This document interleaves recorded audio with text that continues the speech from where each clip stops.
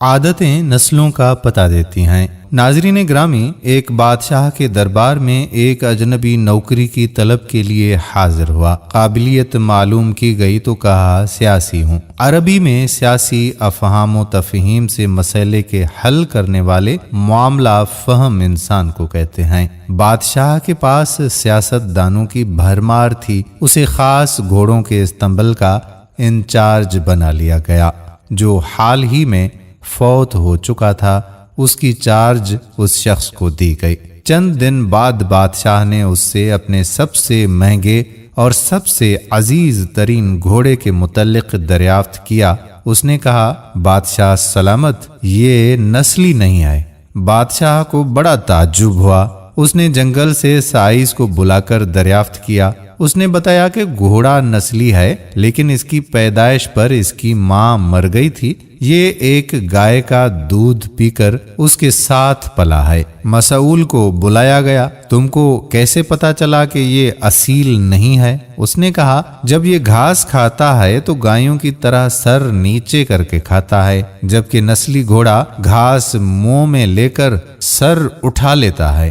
بادشاہ اس کی فراست سے بہت زیادہ متاثر ہوا۔ مسئول کے گھر اناج، گھی، بھنے دمبے اور پرندوں کا اعلیٰ گوشت بطور انعام بھجوا دیا۔ اس کے ساتھ ساتھ اسے ملکہ کے محل میں تعینات کر دیا گیا۔ چند دنوں کے بعد بادشاہ نے مصاحب سے بیگم کے بارے میں رائے مانگی۔ اس نے کہا کہ بادشاہ سلامت، طور و اعتبار تو ملکہ جیسے ہیں، لیکن شہزادی نہیں ہے۔ بادشاہ کے پیروں تلے سے زمین ہی نکل گئی۔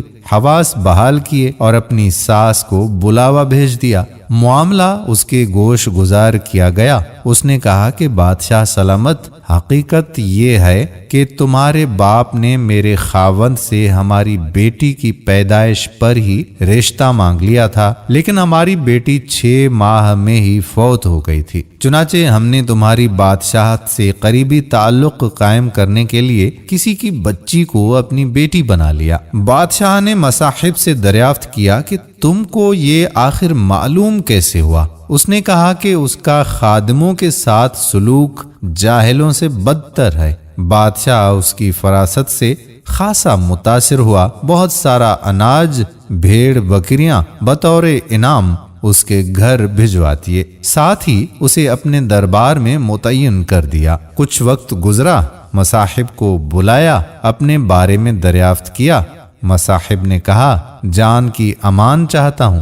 بادشاہ نے وعدہ کیا تو اس نے کہا، نہ تو تم بادشاہ زادے ہو، نہ تمہارا چلن بادشاہوں والا ہے۔ بادشاہ کو تاؤ آیا، مگر جان کی امان پہلے دے چکا تھا۔ سیدھا والدہ کے محل میں پہنچا۔ والدہ نے کہا، یہ سچ ہے، تم ایک چرواہے کے بیٹے ہو۔ ہماری اولاد نہیں تھی تو ہم نے تمہیں لے کر پالا پوسا۔ بادشاہ نے مصاحب کو بلایا، پوچھا، بتا تجھے کیسے علم ہوا؟ اس نے کہا کہ بادشاہ جب کسی کو انعام و اکرام دیا کرتے ہیں تو ہیرے، موتی، جواہرات کی شکل میں دیتے ہیں، لیکن آپ بھیڑ بکریاں، کھانے پینے کی چیزیں عنایت کرتے ہیں۔ یہ اسلوب بادشاہ زادے کا نہیں ہو سکتا، کسی چرواہے کے بیٹے کا ہی ہو سکتا ہے۔ تو دوستو، عادتیں نسلوں کا پتہ دیتی ہیں۔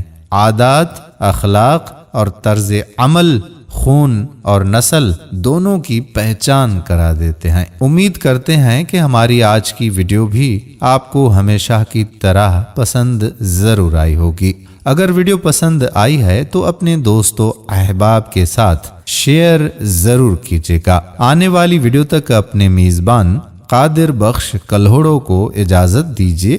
اللہ نگہبان۔